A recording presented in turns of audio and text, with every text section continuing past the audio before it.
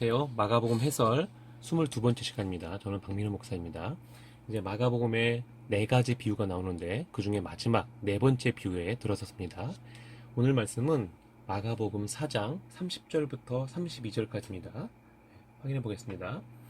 또 가라사대, 또라고 시작하죠. 그죠? 우리가 하나님의 나라를 어떻게 비하며 또 무슨 비유로 나타낼고, 즉 예수님께서 말씀하시기를 하나님의 나라를 어떻게 그리고 또 무엇으로 비유하냐 이렇게 물어보셨어요.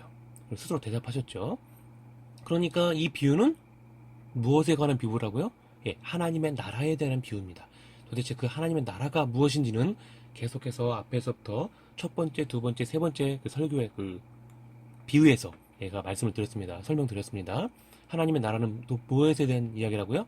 예, 오신 예수 그리스도, 즉 예수님 자신을 얘기하는 거죠. 그죠? 자신이 오셔서 듣고 보는 사람들, 깨달아 구원 얻는 사람들을 향해서 지금 복음을 말씀하시고 그들이 구원을 베푸시는, 즉 십자가에 달려 죽으실 것이라는 그 얘기를 계속해서 하고 계셨던 거죠.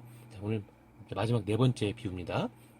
이 비유를 무엇에 비유하냐면 겨자씨 한 알에 비유합니다. 그래서 네 번째 비유는 겨자씨 한 알의 비유예요. 땅에 심겼습니다. 그랬더니 땅에 있는 모든 씨보다 가장 작은 씨입니다. 그래서 심겨진 후에는 자라서 모든 나물보다 커진다고 해요. 큰 가지를 내고 공중의 새들이 그 그늘에 깃들 만큼 크게 되었더라는 거죠. 여기서 우리 주목해야 할 부분은 제가 표시는 안 했지만 모든 나물이라는 거예요. 모든 나물. 나물이라는 건 뭐죠? 뭐 우리가 말하는 것처럼 먹을 수 있는 또는 풀, 뭐 조금 더 나가서는 관목 정도 보고 이제 뭐 기를 수 있는, 그리고 뭐 관상할 수 있는 그런 종류의 이제 것들을 이야기한다고 보시면 됩니다. 그러니까 모든 나물보다 커진다는 거죠. 즉 이 얘기는 뭐예요? 교자씨는 그 식물들보다라는 거죠. 그것도 나무가 아니라 나무보다, 그 식물들 중에서 가장 커진다, 가장 작지만 가장 커진다, 이렇게 말하는 거죠. 자, 이 부분을 조금 더 생각해 볼게요. 먼저 겨자씨를 한번 생각해 볼게요. 겨자씨는 제가 조금 전에 말씀드린 것처럼 나무가 아닙니다. 보통은 나무를 생각하는데 그렇지가 않아요. 식물입니다. 관목이나 풀 정도로 생각하시면 되죠. 이 겨자씨는 자라면서 다른 식물들보다 커집니다. 줄기가 보통 사람의 팔뚝만 하다고 해요. 굵기가. 키는 약 3m까지 자란다고 합니다. 그러니 어떤 사람들은 나무가 아닐까 이렇게 생각할 수 있겠죠. 그러니 모든 식물들보다 크다라고 할 수 있는 것이죠. 즉 가장 작지만, 씨앗일 때 가장 작지만 컸을 때는 그 식물들보다 가장 크다 이렇게 보는 것이죠. 그러니까는 아무리 봐도 사람들이 이해할 수 없는 거죠. 제일 작은 것이 제일 크게 되니까. 그렇죠? 그래서 다 큰 그 겨자씨를 보면, 겨자씨 나무라고 부르는데 겨자씨 나무를 보면 나물입니다. 나물. 튼튼하고 늠름해 보인다고 해요. 자, 이런 비슷한 내용이 구약 성경에 나오는데요. 아주 비슷합니다. 한번 들어보세요. 시편 104장 10절부터 12절입니다. 여호와께서 샘으로 골짜기에서 솟아나게 하시고 산 사이에 흐르게 하사 들의 각 짐승에게 마시우시니 들나귀들도 해갈하며 공중의 새들이 그 가에서 깃들이며 나뭇가지 사이에서 소리를 발하는도다. 그렇죠. 이것은 하나님의 처소를 설명해주는 구절인데요. 마치 그 모습이 에덴 동산의 모습 같더라는 거죠. 이어서 에스겔 17장 23절과 24절 보세요. 이스라엘 높은 산에 심으리니 그 가지가 무성하고 열매를 맺어서 아름다운 백향목을 이룰 것이요 각양 새가 그 아래 깃들이며 그 가지 그늘에 거할지라.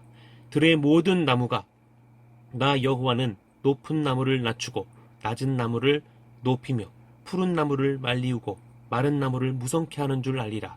나 여호와는 말하고 이루느니라 하라. 자, 하나님이 어떤 나무를 비유로 들어서 지금 설명하셨어요. 그런데 그 나무를 가리켜 뭐라고 하냐면 연한 가지 또는 순이라고 이사야 선지자는 얘기해요. 그죠? 이사야에서. 근데 이것이 뭘까요? 나무가? 예, 비유라고 했죠. 그러니까 이것은 어떤 한 사람을 빗대어 설명한 거예요. 누굽니까? 바로 예수 그리스도죠. 자, 지난 시간에 자라나는 싹의 비유에 대해서 설명드렸어요. 그 비유는 하나님의 나라는 예수님과 관련이 있다. 즉, 그 자라나는 씨가, 그 싹이 바로 예수님이다라고 제가 말씀드렸어요. 예수님에 관한 이야기를 한다고. 그 말씀을 통해서 사람들의 마음속에서 자라게 된다는 것. 그죠? 그런데 겨자씨 비유에서는 조금 다른 부분이 있어요. 그것은 하늘의 새들이 와서 쉰다라는 표현이 있기 때문이죠. 자, 도대체 이 사람들은 그 하늘의 새라는 것은 무엇을 말할까요? 이것도 비유니까요. 사도 바울은 로마서 1장 14절부터 17절에서 이렇게 설명해 줍니다. 매우 이 내용을 이해하는데 도움이 되는 구절이죠. 헬라인이나 야만이나 지혜 있는 자나 어리석은 자에게 다 내가 빚진 자라. 그러므로 나는 할 수 있는 대로 로마에 있는 너희에게도 복음 전하기를 원하노라.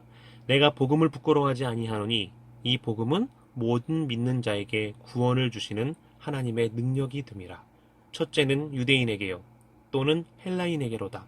복음에는 하나님의 의가 나타나서 믿음으로 믿음에 이르게 하나니 기록된 바 오직 의인은 믿음으로 말미암아 살리라 함과 같으니라. 그렇죠. 오늘 비유에서 말하는 하늘의 새들은 그러니까 무엇을 말하는 거예요? 사람을 말하는 것이죠.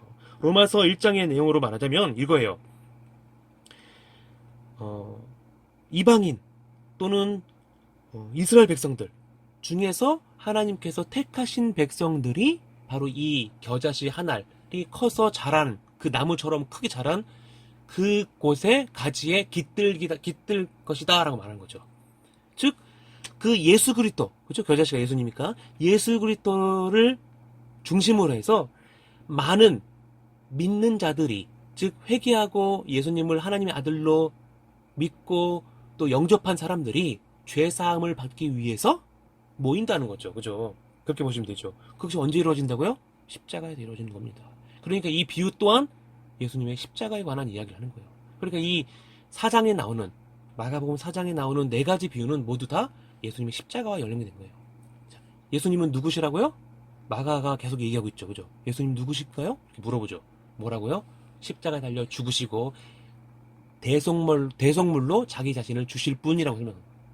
죄를 용서하실 분이요. 스가랴 14장 19절부터 21절 보세요. 여기도 비슷한 내용이 나옵니다. 로마서 1장과 애굽 사람이나 열국 사람이나 초막절을 지키러 올라오지 아니하는 자의 받을 벌이 이러하니라.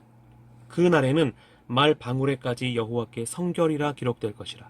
여호와의 전에 모든 소치 제단 앞 주발과 다름이 없을 것이니 예루살렘과 유다의 모든 소치 만군의 여호와의 성물이 될 것인즉 제사 드리는 자가 와서 이 솥을 취하여 그 가운데 고기를 삶으리라. 그날에는 만군의 여호와의 전에 가나안 사람이 다시 있지 아니하리라. 자, 14장 19절에서 그죠? 스가랴 14장 19절에서 뭐라고 한다고요? 애굽 사람이나 열국 사람이나 초막절을 지키러 온다는 거죠. 유대인들 뿐만 아니라. 그러니까 로마서 1장과 내용이 비슷하죠. 그죠? 바로 이 사람들이 이 하늘에 있는 새들이라고 보는 거죠. 하늘의 새들. 예수님을 향해서 그 새들이 이렇게 날아오는 거예요. 그리고 깃들거죠. 편히 쉬고 쉼을 얻고 은혜를 얻고 구원을 얻고 용서함을 받는 그 모습을 이렇게 겨자씨 한 알의 비유에 설명했다라고 할 수 있겠죠. 자, 오늘 여기까지 하고 다음에 이어서 4장 33절과 34절을 보도록 하겠습니다. 예, 감사합니다.